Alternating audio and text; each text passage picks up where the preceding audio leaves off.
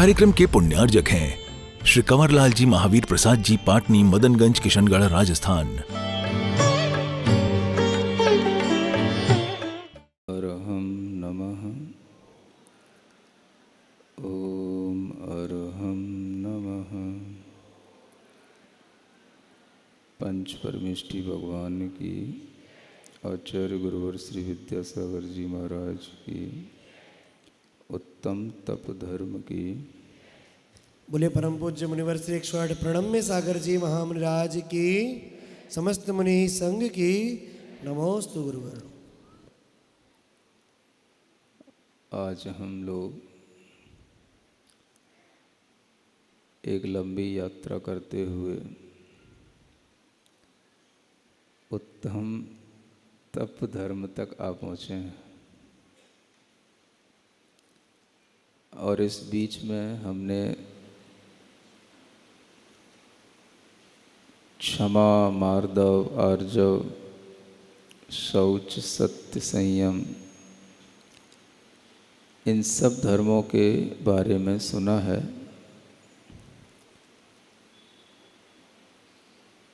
कल जब आपसे संयम की बात की थी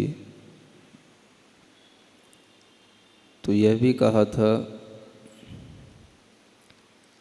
कि जो वास्तविक प्रायोगिक धर्म है वो संयम से शुरू होता है।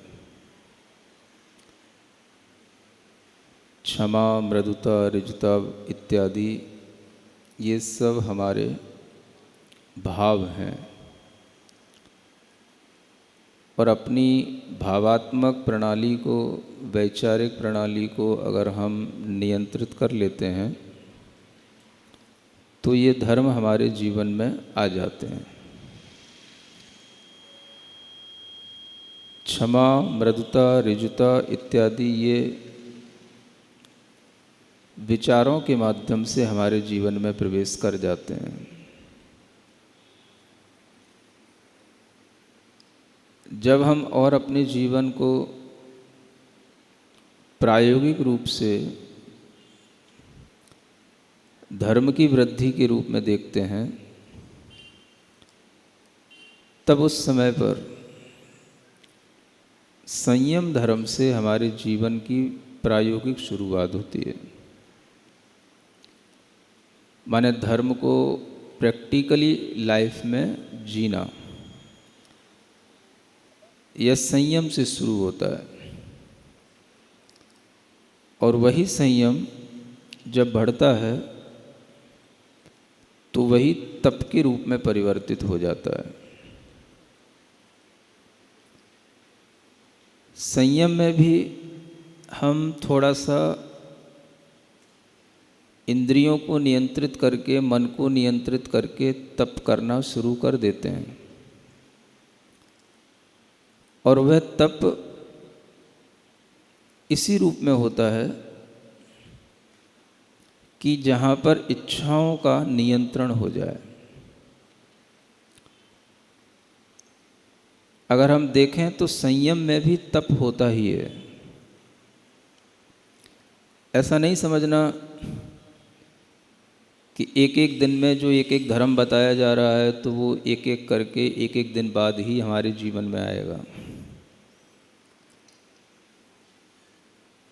जब हम संयम धारण करते हैं तो उस समय पर भी हमारे अंदर तप का धर्म आता है।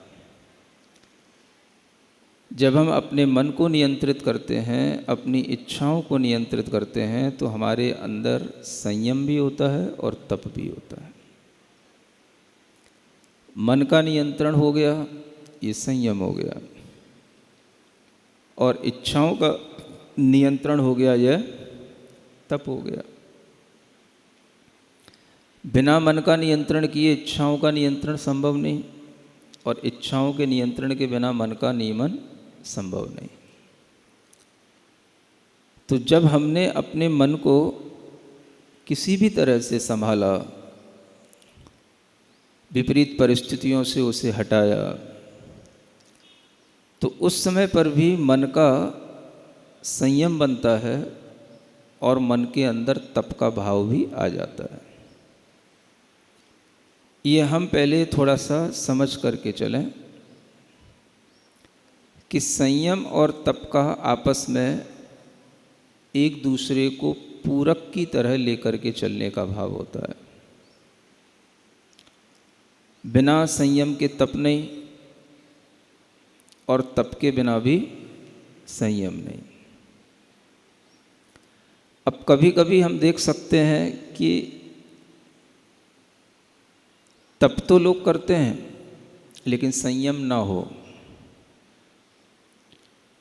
ऐसा संभव है। लेकिन संयम होगा तो कुछ ना कुछ तप अवश्य होगा। संयम के साथ तप बैठता है, लेकिन तप के साथ संयम हो, इसको बिठाना पड़ता है। सुन रहे हैं ना? बात जब प्रैक्टिकली होती है तो फिर प्रैक्टिकली ही की जाती है। अब आप समझने की कोशिश करें। आपके जीवन में संयम आया तो आप थोड़ा सा मन को, इंद्रियों को कंट्रोल करना सीख पाए, ये संयम हो गया।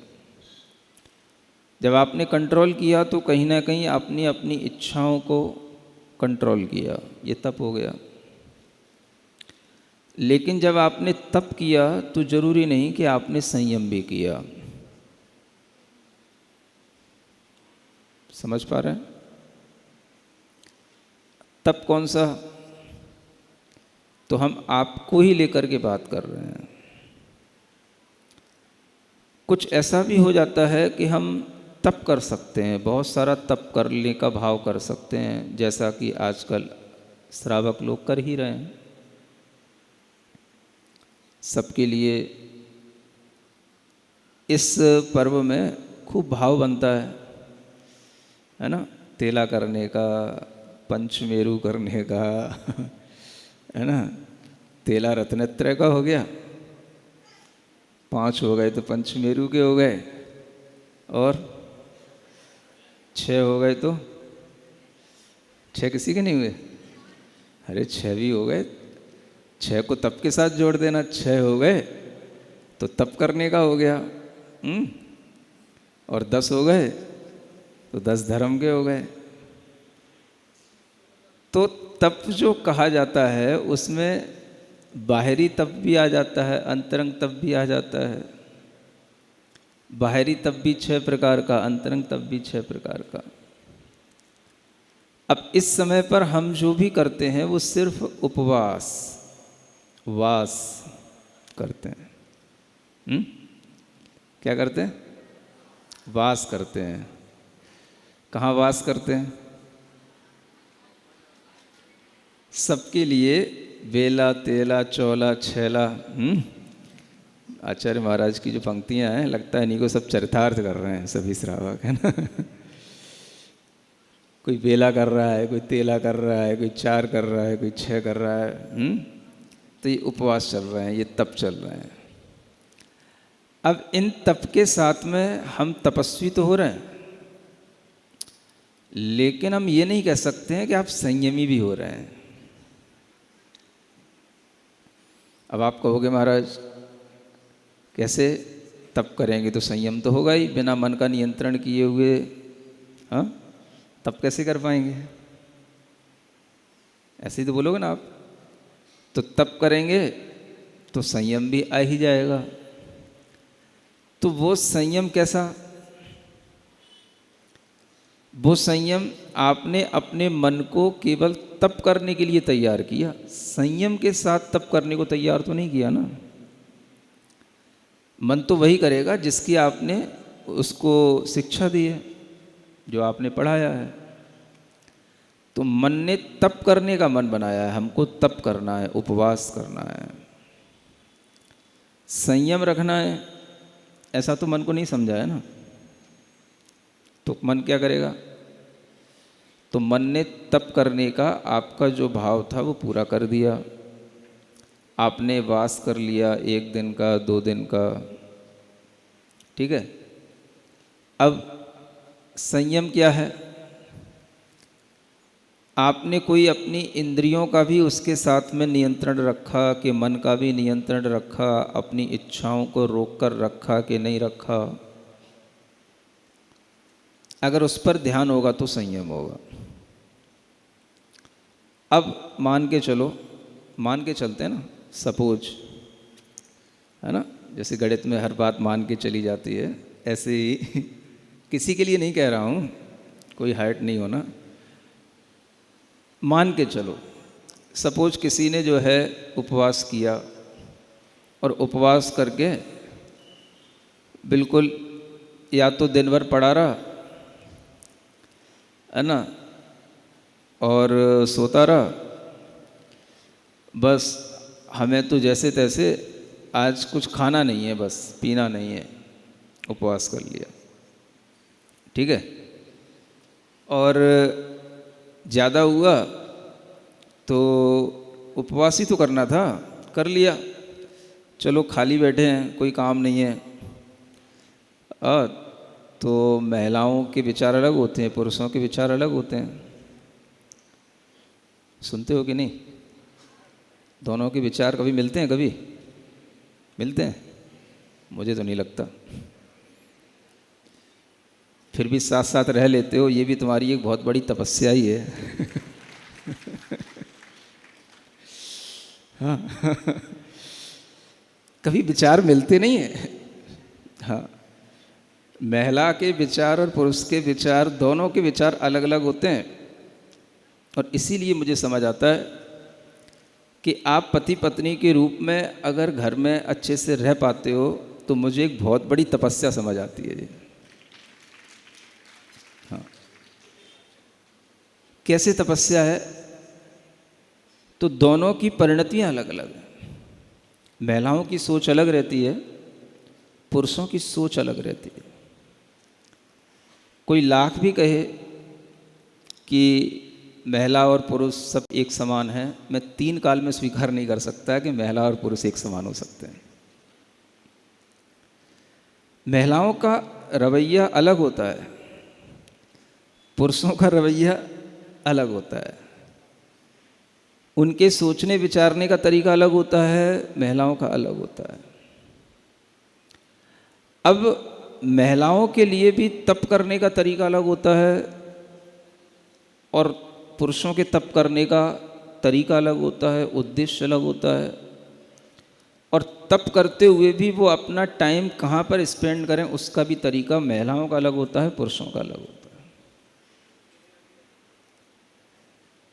तो थोड़ी सी बात वही कर रहा था कि महिलाओं को जब अपना उपवास करने के बाद, क्या हो गया, जब अपना समय गुजारना होता है तो वो अपना समय किस में गुजारती हैं? तो उन्हें कल के काम दिखाई देते हैं, शाम के काम दिखाई देते हैं। क्या डिस्टर्ब कर दिया? तो महिलाएं काम ढूंढती हैं। मैं बता रहा हूं एक थोड़ी सी मानसिकता की बात। घर में बैठे हुए क्या करना, तो भाई आज शाम को कुछ बनना है या कल कुछ बनना है, या कुछ बहुत महीनों से पेंडिंग में कुछ घर में काम पड़े हों, अनाज कूटने के, कुछ चीज़ें अच्छी बनाने के, कपड़े वगैरह कुछ संभालने के, धोने के। तो महिलाओं को इन कामों में फिर वो दिन निकालना होता है।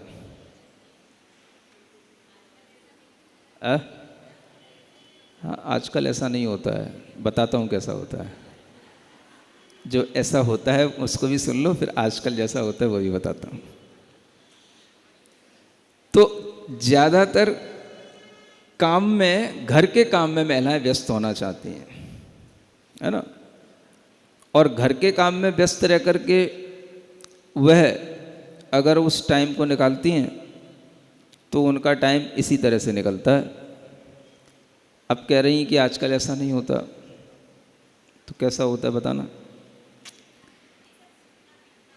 हाँ, कूटना पीटना नहीं कह रहा, और भी घर के जो काम है ना, पड़े ही रहते हैं कुछ काम जो सोच रहे थे अभी महीनों से टाइम नहीं मिल रहा था, तो वो घर संबंधी काम को ही जो है प्रेफरेंस देगी, है ना।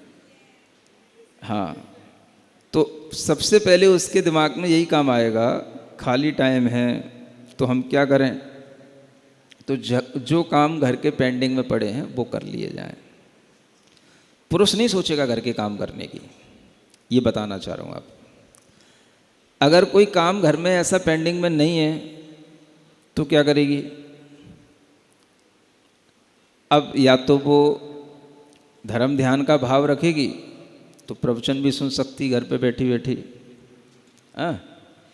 अगर धर्म ध्यान का भाव नहीं है, सिर्फ वो ही करना है कि हमें सिर्फ उपवास करना है, उपवास करना है, तो फिर वो क्या करेगी, तो फिर वो प्रवचन की जगह है ना टीवी के नाटक देखेगी, उसमें मन लगाएगी। जब पुरुषों के लिए अपना टाइम निकालना होता है तो उन्हें क्या करना पड़ता है, पुरुष अपना टाइम घर पे कम निकाल पाता है, वो घर से बाहर जाने की सोचता है। यार दोस्त मिल जाएं, कहीं होटलों में बैठ जाएं, कहीं और एकांत स्थानों में चले जाएं, तो पुरुष उसमें अपना टाइम निकालना चाहता है। पुरुष के लिए एंजॉय करने के तरीके अलग होते हैं। वो कारों में घूमेगा, बाइकों पे घूमेगा, तेज़ रफ्तार की चीज़ें उसको पकड़ेगा। ये पुरुष की मेंटेलिटी होती है। और स्त्री इस तरह से अपने समय पर जो भी उसके सामने मनोरंजन की चीज़ें होंगी तो उसे जो कुछ भी टीवी में अच्छा लगेगा वो देखेगी, या उसे प्रवचन अच्छे लगेंगे तो प्रवचन भी सुन लेगी, धर्म ध्यान करना अच्छा लगेगा तो धर्म ध्यान भी कर लेगी, और जैसे केवल उपवास करना है तो वो फिर और भी चीज़ें देख करके अपना टाइम पास कर लेगी। पुरुष का टाइम पास करने का तरीका अलग होता है, महिलाओं के टाइम पास करने का तरीका अलग होता है। पुरुष के अंदर का विचार जब बनता है तो वह पुरुष की जो मानसिकता होती है उसे कभी भी अगर सुख मिलता है तो उसे सुख मिलता है उपलब्धियों पर। उपलब्धि से मतलब कुछ उसे उपलब्ध हो, कुछ प्राप्त करे। तो पुरुष को सुख मिलता है जब वह कहीं ना कहीं कुछ ऐसी उपलब्धियां जिसे वो हासिल करना चाहता है अपने कैरियर के रूप में, तो वह खुश होता है। और महिला जब भी खुश होती है तो वो उस तरीके से खुश होती है कि उसे किसी के माध्यम से खुशी मिले। वो माध्यम क्या हो सकता है, व्यक्ति भी हो सकता है, वस्तु भी हो सकती है। महिला हमेशा किसी ना किसी व्यक्ति के माध्यम से खुश होना चाहेगी, किसी ना किसी वस्तु के माध्यम से खुश होना चाहेगी, लेकिन पुरुष व्यक्ति और वस्तुओं को इतनी तवज्जो नहीं देता। उसे चाहिए कुछ हासिल करना,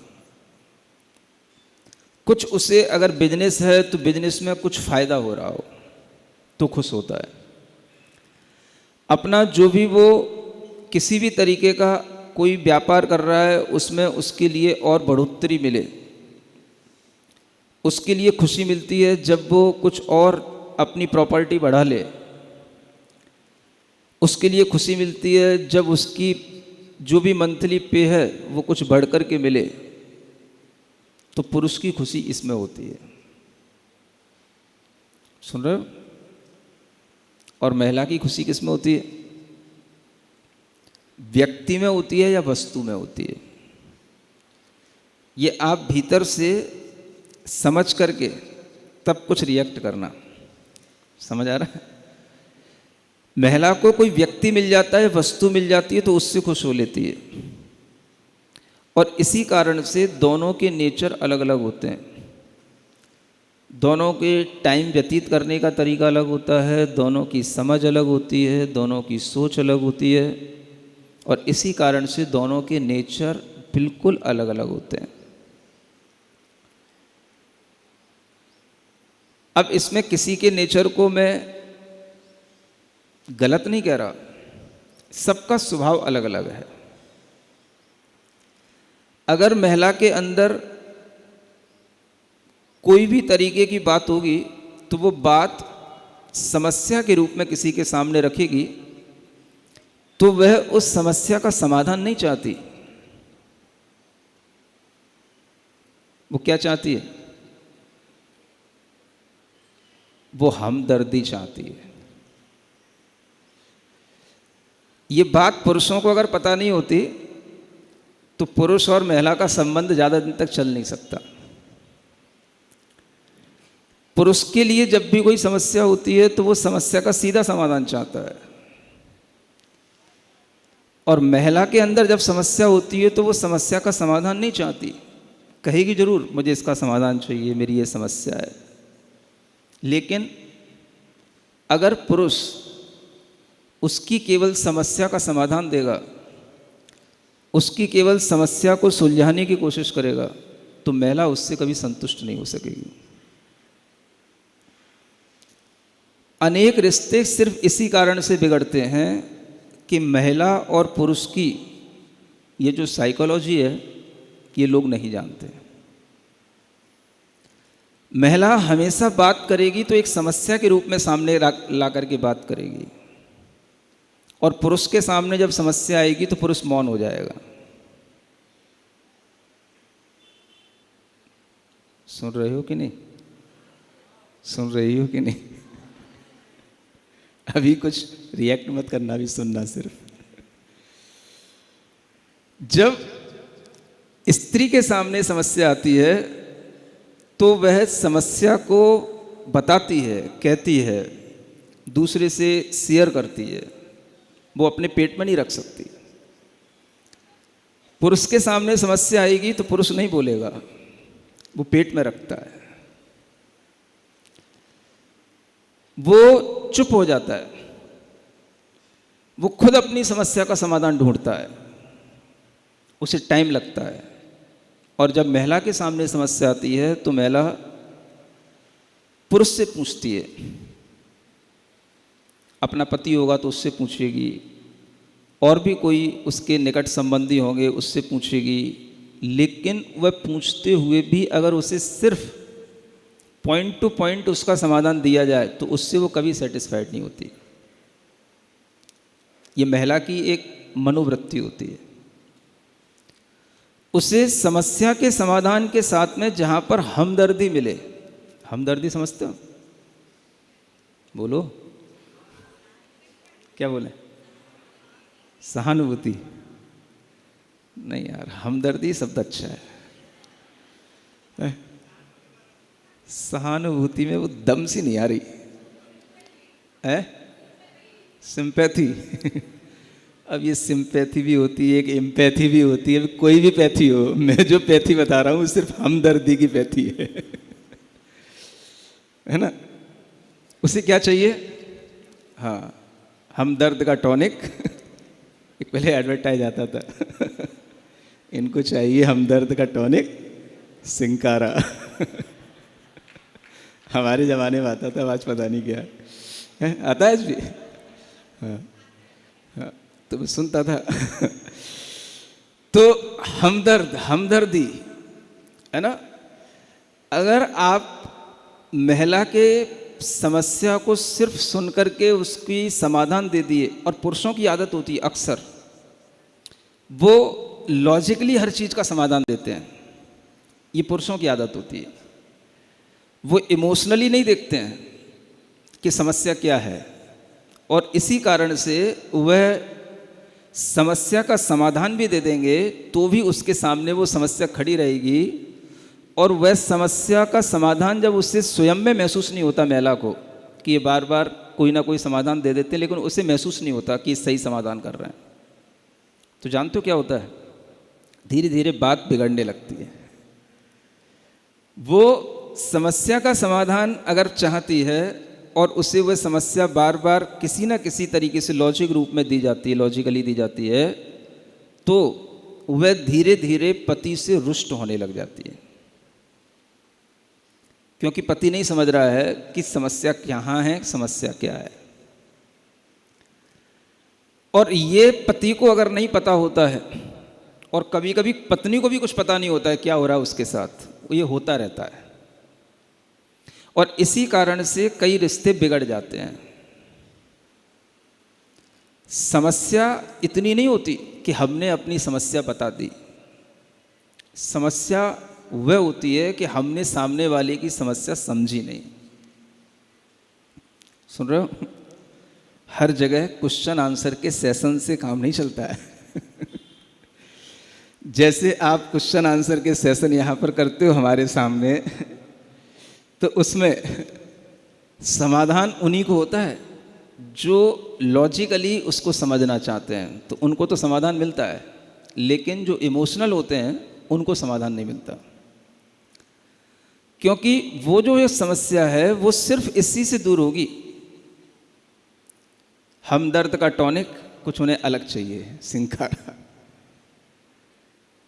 इसलिए महिलाओं के साथ में जो भी उनकी मानसिकता बनती है वो अलग तरह की होती है, और पुरुष की जो मानसिकता बनती है वो सीधी स्ट्रेट फॉरवर्ड होती है। वह हमेशा या तो बोलेगा तो फिर बहुत बोलेगा, नहीं बोलेगा तो बिल्कुल चुप हो जाएगा।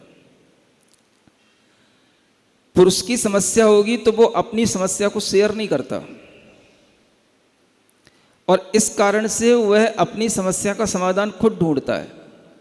और इसी कारण से महिला और पुरुष के बीच में जब एक दूसरे की भावनाओं को कोई नहीं समझ पाता, तो वह जो तप होना चाहिए वो तप हो नहीं पाता। तप माने इच्छाओं का क्या करना, रोकना, नियंत्रण नहीं करना। संयम में नियंत्रण होता है और तप में रोक आ जाता है। अब एक माइन्यूट डिफरेंस है, अगर आप समझ सकते हैं, नियंत्रण और रोकना, control of mind and stopping of desires, इच्छाओं का रुक जाना, इन दोनों में अंतर है। इस अंतर को ऐसे समझो, जब आप गाड़ी चलाते हैं, गाड़ी चलाते हुए आपने स्पीड दी गाड़ी में और गाड़ी चल रही है। चलते चलते आपको लगा कि कहीं गाड़ी इम्बैलेंस हो रही है, तो आपने उसको कंट्रोल करना चाहा। तो कंट्रोल करने के लिए आप उसकी स्पीड मेंटेन करते हो। ये स्पीड को मेंटेन करना, ये उसको कंट्रोल करना है। और उसकी स्पीड को एकदम से बिल्कुल रोक देना, गाड़ी का रुक जाना, धीरे धीरे कंट्रोल करते करते उस पर ब्रेक लगाते हुए वो गाड़ी स्टॉप हो गई, तो ये कहलाया, क्या कहलाया? तप कहलाया। संयम में इच्छाओं को हम धीरे धीरे कंट्रोल करते हैं। कैसे कंट्रोल करते हैं? जैसे हर एक व्रत की 5-5 भावनाएं बताई हैं ना, उन्हीं भावनाओं के माध्यम से हम उसको नियंत्रित करते हैं, कंट्रोल करते हैं। ये संयम है। और जब ये कंट्रोल करते करते, अभ्यास करते करते ऐसी स्थिति पर आ जाए, फिर उसे कंट्रोल ना करना पड़े, वो हमेशा उसी रूप में रहे। एक मनोगुप्ती बनाना, वचन गुप्ती को देखना, बनाना, और एक ऐसा अभ्यास आ जाना कि वचन गुप्ती ही रहती है, मनोगुप्ती ही रहती है, टूटती नहीं है, तो वो भीतरी तप बन जाता है। फिर उस तप के साथ संयम की नियामकता अपने आप बन जाती है। लेकिन जो बिना ज्ञान के तप सिर्फ किया जाता है, तो उसमें संयम की नियामकता नहीं बनती। बिना ज्ञान के तप आजकल जैसा कि बहुत लोगों में देखने को मिलता है, सिर्फ क्या करना है, हमें वास करना है, वास करना है। तो वास के दिन करना क्या है? कुछ नहीं, दिन निकालना है, जैसे भी निकलेगा निकल जाए। सबके लिए नहीं कह रहा हूं मैं, आप लोग तो धर्म ध्यान के साथ दिन निकाल रहे हो, लेकिन दुनिया में बहुत से लोग हैं, उन सब के लिए बता रहा हूं कि दिन कैसे निकालना। एक तो धर्म ध्यान के साथ दिन निकालना, किसी भी प्रकार की विषय वासनाओं से दूर होकर के दिन निकालना, मन को नियंत्रित करते हुए दिन निकालना, संयम के साथ दिन निकालना। एक तो ये तरीका है, और एक कुछ भी नहीं करते हुए दिन निकालना, या कुछ करना है तो उसका धर्म से कोई रिलेशन नहीं है, ऐसा अधर्म करते हुए दिन निकालना, अपने सामान्य कर्म करते हुए दिन निकालना। एक ये भी तरीका है। तो लोग दोनों तरीके से उपवास करते हैं ना, बोलो तो, करते कि नहीं करते? है? दोनों ही तरीके मैं सामने रख रहा हूं, दोनों ही तरीके बता रहा हूं। तो जिस तरीके में तप के साथ संयम हो रहा है, तो वहां संयम भी है, तप भी है। एक तरीका यह भी होता है कि सिर्फ तप होता है, संयम नहीं होता। लोग उस दिन हो सकता है पड़े पड़े फिल्में देखते रहते हो, मोबाइलों में पड़े रहते हो, बस हमें क्या है, उपवास करना था तो उपवास कर लिया। अपनी नाटक देख रहे हैं, फिल्में देख रहे हैं, कई तरह से मनोरंजन है, सब कर रहे हैं। क्या करना था? उपवास करना था, उपवास कर लिया। ये भी एक तरीका तो है, लेकिन इसमें तप हुआ, संयम नहीं हुआ। सुन पा रहे हो ना आप? अब महत्वपूर्ण क्या है? संयम के साथ किया गया तप महत्वपूर्ण है ना? हाँ, ये बताने की बात। वह संयम इसलिए पहले है, तप इसीलिए बाद में है कि अगर हम संयम के साथ तप को करेंगे तो हम क्या करेंगे? हम उस तप को और अच्छा करना चाहेंगे। जितना अच्छा हो सकता है उस तप के साथ में अगर हम बाह्य तप उत्कृष्ट कर रहे हैं तो अंतरंग तप की तरफ भी हमारा ध्यान रहेगा। भाई जब कर ही रहे हैं तो अच्छे से करो ना, तो पूरा ध्यान के साथ करो। ध्यान किसका? भाई हर काम में दिन भर हमारा कुछ ना कुछ धर्म का भाव बना रहना चाहिए। थोड़ी बहुत देर के लिए हो जाए कोई बात नहीं, थोड़ी बहुत देर अपन ने कोई मान लो दुकान पे बैठ लिए, थोड़ी बहुत देर घर गृहस्थी की बातें भी कर ली, कोई बात नहीं, लेकिन इतना ही होना चाहिए कि 24 घंटे में हमारे कम से कम 20 घंटे तो धर्म ध्यान से निकलें। और अगर 24 घंटे में 2 घंटे भी धर्म ध्यान से ना निकलें और पूरा का टाइम यूं ही निकल जाए, तो फिर उस तप से कितना फायदा मिलेगा? तप का फायदा चाहिए कि नहीं चाहिए? तो फायदा चाहिए तो आचार्यों ने कहा उसको धर्म के साथ ध्यान पूर्वक जोड़ करके चलो। मतलब सबसे बड़ा तप कौन सा है?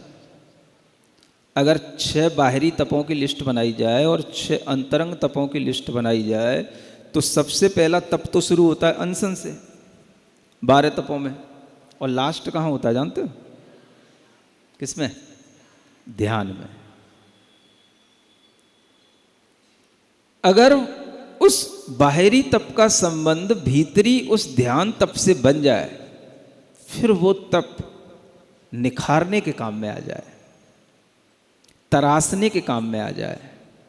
एक दिन किसी ने कहा था ना, एक तलाशना होता है और एक तराशना होता है। हाँ? तो हम क्या कर रहे हैं?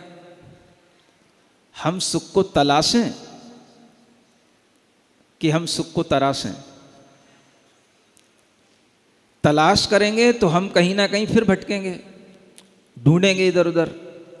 और अगर हम सुख को तराशेंगे तो कहाँ तराशेंगे? अपने भीतर तराशेंगे। किससे तराशेंगे? क्या टूल है उसका? तो उसका एकमात्र जो टूल है वो सिर्फ मेडिटेशन है, ध्यान। ध्यान से सुख मिलता है, ध्यान से सुख तराशा जाता है। और अगर उस उपवास आदि के साथ में ध्यान की वृद्धि होती है तो वह उपवास बहुत अधिक कर्म निर्जरा का कारण बनता है।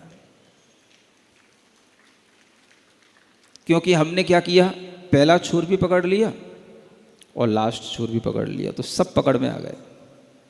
देखो तरकीब से काम करो, हैं? हाँ, दोनों छोर जब हमें ध्यान के पकड़ में आ गए तो हमें अब ध्यान में सब मिलेगा। तो ध्यान का मतलब सिर्फ इतना ही नहीं कि आप आंखें बंद करके बैठ जाओ, उसी का नाम ध्यान है। ध्यान का मतलब क्या, आपका मन धर्म को सुनने में लग रहा है ना, आपका मन धर्म की क्रियाएं करने में लग रहा है, आपका मन बिल्कुल अपने घर गृहस्थी के झंझटों से दूर होकर के मंदिर में किसी ना किसी तरह से व्यतीत हो रहा है। तो ये सब कुछ क्या है, धर्म ध्यान है। तो ध्यान यही रखना है कि हम ध्यान भी करते जाएं, धर्म ध्यान भी करते जाएं, ये ध्यान रखना है बस। तब के साथ में जब इस तरह से ध्यान भी होता रहता है तो उस ध्यान में सब चलता रहता है, जप भी चलता रहता है, जप करना भी ध्यान ही है ना। तो इसलिए कई लोग, भाई अब इन दिनों में हम तप करेंगे तो क्या करें, मन को लगाने के लिए कई लोग जो है जाप का नियम ले लिए। हम 1.25 लाख जाप करेंगे किसी मंत्र की, तो 10 दिनों में बस वो मंत्र जपते रहेंगे, जब तक हमें कोई और समय नहीं मिलेगा तो हम यही करते रहेंगे। तो ये क्या है, ये धर्म ध्यान है ना।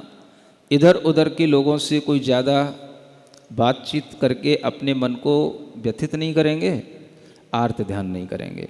करना क्या है, धर्म ध्यान करना है। तो हम ये समझें कि तप में हमारे साथ में किसी भी रूप से हमारा ध्यान जुड़ा रहे धर्म की तरफ, तो वो सबसे अच्छा काम होता है। इसलिए आचार्यों ने कहा है, नास्ति ध्यान समो बंधु। सुन रहे हो क्या कहा है, नास्ति ध्यान समो बंधु, नास्ति ध्यान समो गुरु।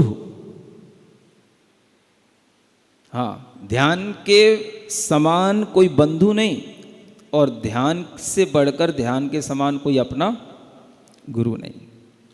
नास्ति ध्यान समम मित्रम और नास्ति ध्यान समम तपः। ध्यान से बढ़कर हमारा कोई मित्र नहीं और ध्यान से बढ़कर हमारा कोई तप नहीं। सुन रहे हो, सबसे बड़ा तप क्या है, ध्यान।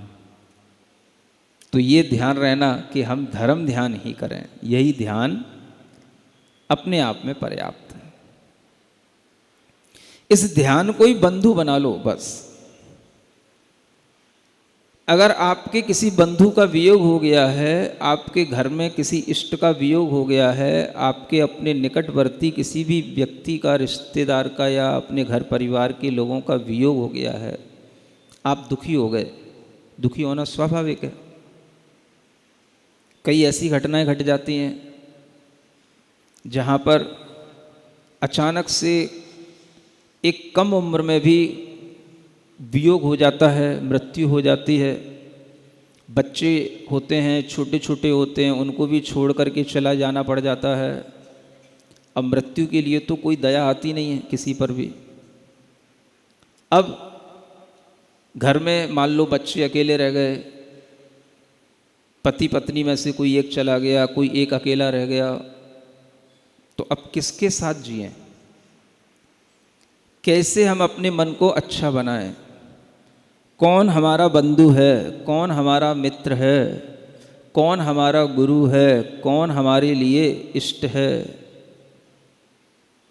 उस स्थिति में आपका यह ज्ञान और आपका यह तप काम आना चाहिए। सबसे बड़ा मित्र हमारा कौन? ध्यान। अब ध्यान करो बस। किसका ध्यान करो? जिसका वियोग हो गया उसका। कुछ भी कहोगे, जैसे ही आप ध्यान करने बैठोगे याद उसी की आएगी जिसका वियोग हो गया है। क्या करोगे अब? तो ध्यान में अब हम अपने मन को उससे हटाएं जो मन में अपने आप आ रहा है, और मन को उसमें लगाएं जिसमें मन लग नहीं रहा है। ये एक कठिन काम होता है ध्यान में, और ये कर पाने का नाम ही ध्यान होता है। अगर हमने ध्यान को अपना इष्ट बना लिया तो वही हमारे लिए मित्र हो जाएगा, वही बंधु हो जाएगा। आपको किसी और की पुचकारने की और आपको किसी और से कुछ समझने की जरूरत नहीं पड़ेगी, आप खुद अपने आप को समझाने लग जाओगे। अगर आपको ध्यान करने की कला आ गई तो जब आप अपने आप में थोड़ा सा भी ध्यान करने में अपने मन को लगाएंगे तो आपके लिए किसी से कुछ सीखने की जरूरत नहीं पड़ेगी। आप खुद ब खुद अपने आप में समझाते जाएंगे अपने मन को, और आप खुद में ही अपना मन दृढ़ करते चले जाएंगे। इसीलिए कहा गया नास्ति ध्यान समम गुरु, सम है गुरु। ध्यान से बढ़कर कोई गुरु नहीं है। तो भीतर ही भीतर आपका गुरु आपका उस समय पर ध्यान ही बन जाता है। ये हमें पता होना चाहिए। हम रोएंगे, दुखी होंगे, बार बार उसी इष्ट वियोग को याद करेंगे तो हमारे लिए दुख का ध्यान होगा, जिसे आर्त ध्यान कहा गया है। किसका ध्यान? आर्त ध्यान। जब जब आपको वह स्मरण करके आपकी आंखों में आंसू आए तो समझना कि ये दुख के आंसू हैं, ये दुख का ध्यान है, और ये दुख ध्यान पाप का कारण है। क्या करना? तो धर्म में ध्यान करना, धर्म का ध्यान करना, वह ध्यान करने का मन बनाना। और उसी लिए आपको प्रतिदिन ये ध्यान की भी प्रैक्टिस 1-1 घंटे की सुबह रोज कराई जा रही है। करते हो कि नहीं करते हो? कुछ अच्छा लगता है कि नहीं लगता है? लगता है। भले ही थोड़ा सा खुजाने की आदत पड़ी हो तो खुजा लेते हो, है ना, और आसन बदलने की आदत पड़ी हो तो ऊपर नीचे कर लेते हो, वो कुछ भी कर लेते हो, कोई फर्क नहीं पड़ता।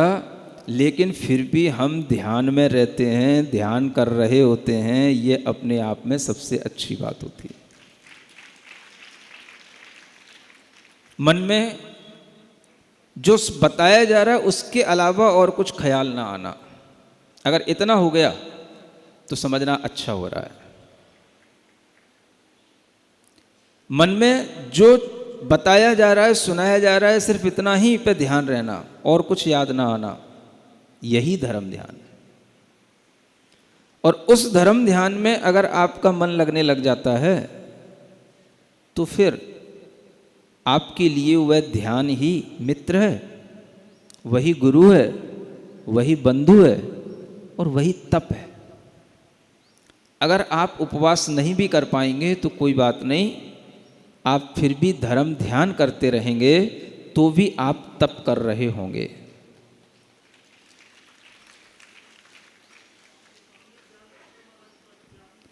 हाँ हाँ, हमारे सामने ही ध्यान लगता है बाकी ध्यान नहीं लगता, ये भी ठीक बात है।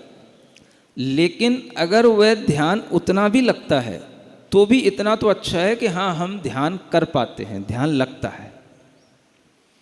मन में और कुछ याद न आना और सिर्फ जो हमें सुनने में आ रहा है उसी पर अपना ध्यान रहना, यह भी अपने आप में ध्यान की पहली सीढ़ी है।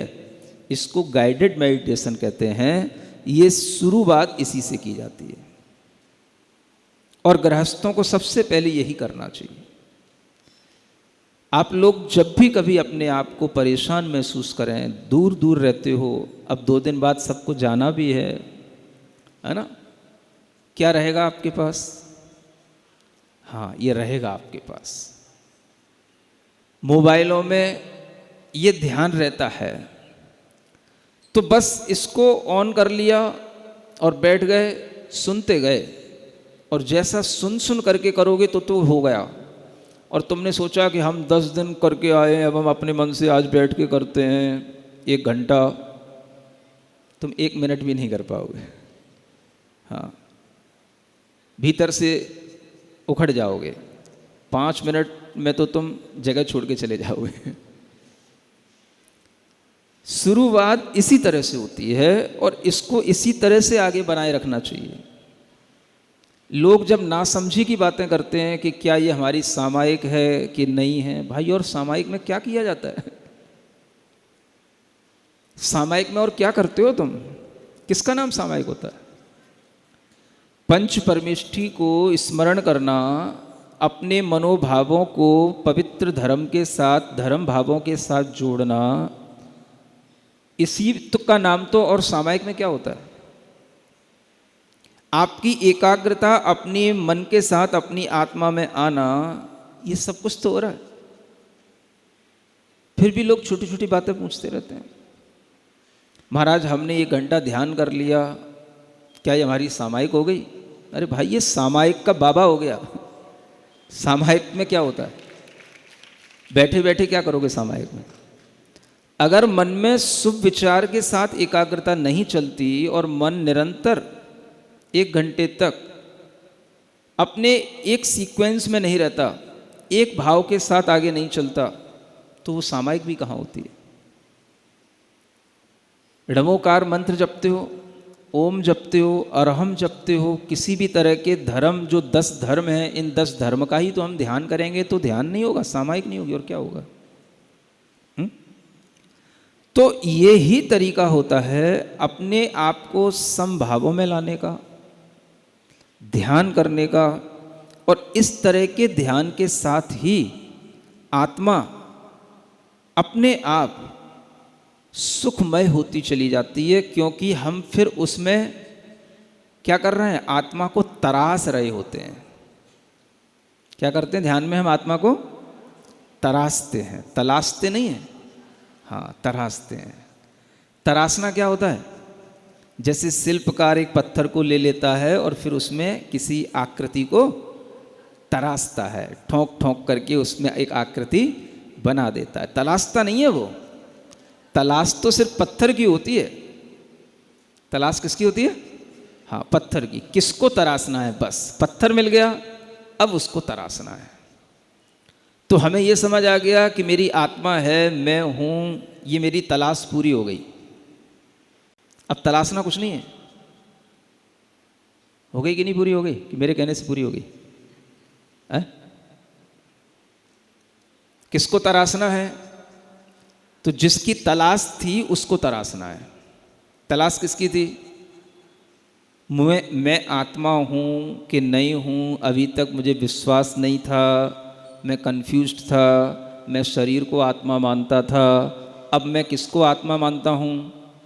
आत्मा को ही आत्मा मानता हूँ। न शरीर को आत्मा कहता हूँ, न मन को आत्मा मानता हूँ, न वचनों को आत्मा मानता हूँ, न विचारों को आत्मा मानता हूँ। अपनी जो चैतन्य आत्मा है उसी को ही आत्मा मानता हूँ। बस मेरी तलाश पूरी हो गई। अब उसको तराशना है इस ध्यान की प्रक्रिया के साथ। उसको तराशने से जो अपने आप में आकृति बनती है, सुख मिलता है, बस वही सुख हमारा वास्तविक सुख होता है। जो किससे आता है?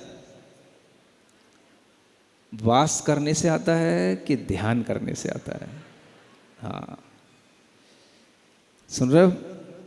वास करने में तो कभी कभी टाइम देखना पड़ता है। भाई अभी तो शाम के 4 ही नहीं बज पाए, अभी तो रात के 4 बजना बाकी है। समझ आ रहा है? और अगर आप कहीं ध्यान में बैठ जाएं तो आपको टाइम कम पड़ेगा, आपको लगेगा ही नहीं कि शाम के 4 हैं कि सुबह के 4 हैं। इतनी लीनता भी ध्यान में आ सकती है। ये ध्यान का माहात्म्य होता है। तो उपवास और ध्यान की ये जो कड़ी है, ये जुड़ी रहनी चाहिए। तब हमारे लिए ये हितकर होता है तप करना। और इस तरह से तप करते हुए अगर हम ध्यान में एकाग्रता ना भी ला पाएँ तो भी हम जप करते हुए, किसी तरह के कोई भी धर्म कार्य में मन लगाते हुए हम अपने उस ध्यान भाव को कुछ ना कुछ निकट बनाए रखें। बस शरीर आश्रित परिणाम ना हो। किसके आश्रित हो? अपने चेतना के आश्रित हो, आत्मा के आश्रित हो। इस तरह का परिणाम ही हमारे लिए धर्मनिष्ठ परिणाम, धर्म ध्यान का परिणाम होता है, और ये ध्यान से आता है।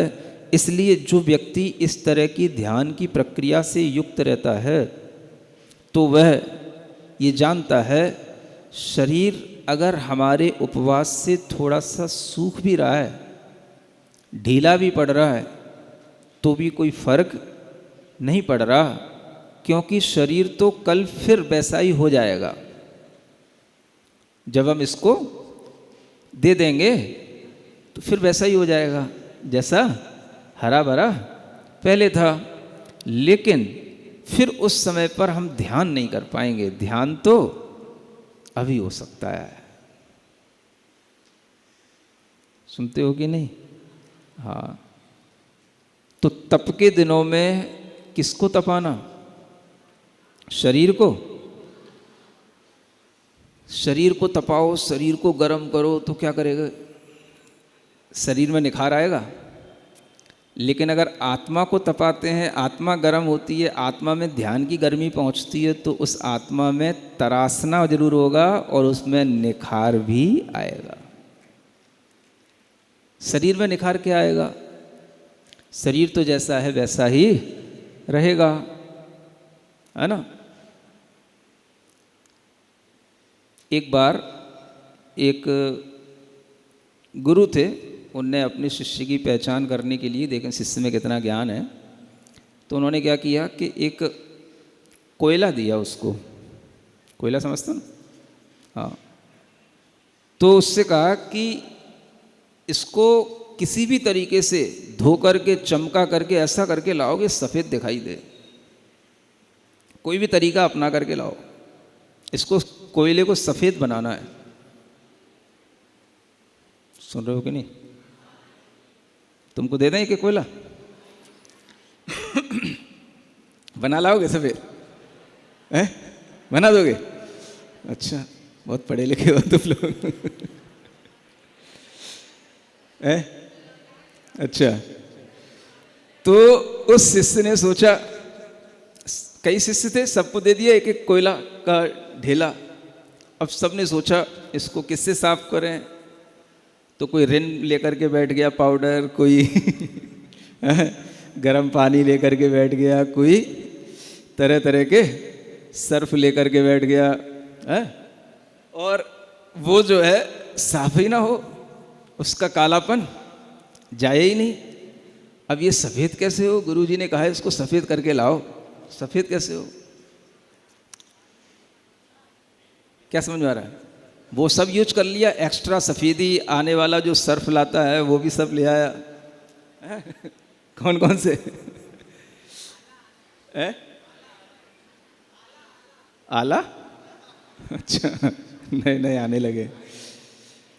तो हर तरह के सर्फ यूज हो गए, डिटर्जेंट यूज हो गए, लेकिन कोयला तो कोयला ही है। अब 2 दिन का समय दिया था। 2 दिन बाद एक शिष्य के दिमाग में कुछ चढ़ा, तो उसने कहा ठीक है, कोई बात नहीं।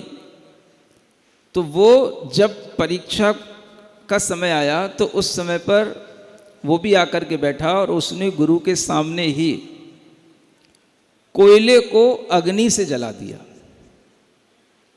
क्या किया? अग्नि से जलाया। जलाते जलाते जलाते जलाते उसकी इतना जलाया वो पूरा राख बन गई। और राख बनने के बाद में उसकी जब आग बुझ गई और वो जो राख बनी, तो फिर उसको दिखा दी गुरु को, देखो ये राख बन गई, ये सफ़ेद हो गया, ये इसका तरीका है सफ़ेद होने का, और कोई तरीके से सफ़ेद हो नहीं सकता। सुन रहे हो? हाँ। कितने अच्छे अच्छे पाउडर हों, जॉनसन एंड जॉनसन, हैं, चाहे कोई भी अच्छे तरीके की है ना क्रीम्स हो, कितना ही कुछ करोगे, यह शरीर कैसा है बताओ, किसकी तरह? कभी पानी से डिटर्जेंट से शुद्ध हो जाएगा? नहीं होगा, पक्का। यह शरीर उसी कोयले की तरह है, कभी इससे सफेद नहीं होगा। इसको जितना तप की अग्नि में जलाओगे उतना ही इस शरीर में भी चमक आ जाएगी, अपने आप गोरा दिखेगा, चांदी सी राख। समझ आ रहा है ऐसा? इसलिए शरीर का स्वभाव यही है, यह तन पाय महातप कीजे, इसमें सार यही है। पढ़ा है ना? इस तन को पाकर के क्या करना? तप करना, यही इसका सार है। तपस्या में अगर ये लग जाता है, संयम में ये लग जाता है, तो इस शरीर की सार्थकता बन जाती है। अन्यथा ये कोयला था, कोयला ही है और कोयला ही रहेगा। और कोयले को कितना भी साफ करोगे तो साफ नहीं होगा। इसलिए यह दोहा भी याद रखना, यह तन तेरा कोयला,